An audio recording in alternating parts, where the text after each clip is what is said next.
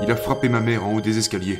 Je me rappelle l'avoir vue descendre les escaliers en la traînant par les cheveux, alors qu'elle était presque inanimée. À ce moment, j'étais sur le canapé du salon, mort de peur, et j'ai sauté sur mon père pour protéger ma mère, mais il m'a tabassé. Nous n'allions presque jamais à l'école, parce qu'on était constamment frappés et blessés. Il pensait aussi que nous étions censés travailler pour l'entreprise familiale, donc je ne suis jamais vraiment allé à l'école.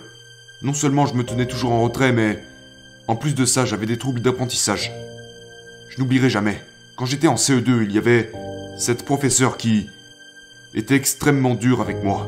Et à cette période de ma vie, je n'avais pas besoin de ça. Elle croyait que j'avais besoin d'intégrer une école spécialisée, en raison de mes difficultés scolaires. Et c'est ce dont je parlais. Les gens essayent toujours de gérer vos attentes. Cette professeure a voulu gérer mes attentes. Elle a vu que j'avais des difficultés. Elle a vu que j'étais socialement incapable de survivre dans ce monde. Elle a vu que j'étais un raté. Donc elle a voulu gérer mes attentes. Elle a dit: nous devons placer David Goggins dans une école spécialisée. Je venais de l'enfer. Et quand tu viens de cet enfer et que tu ne sais pas te battre, voilà ce qui t'arrive. Ce qui t'arrive, c'est que tu deviens ce gamin complètement paumé, qui ne peut pas survivre en société. Je n'oublierai jamais ce jour. C'était pendant un match de basket. Il y avait ce coach avec nous.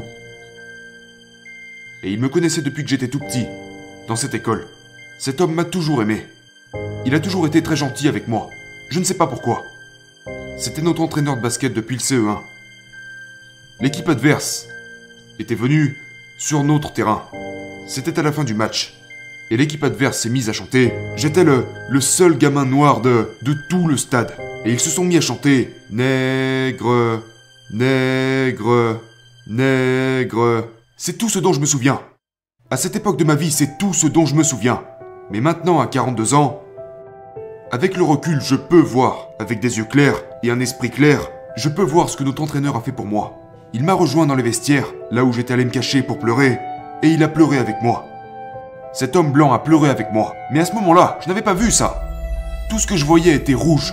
Je voyais la haine. Toute cette ville me détestait.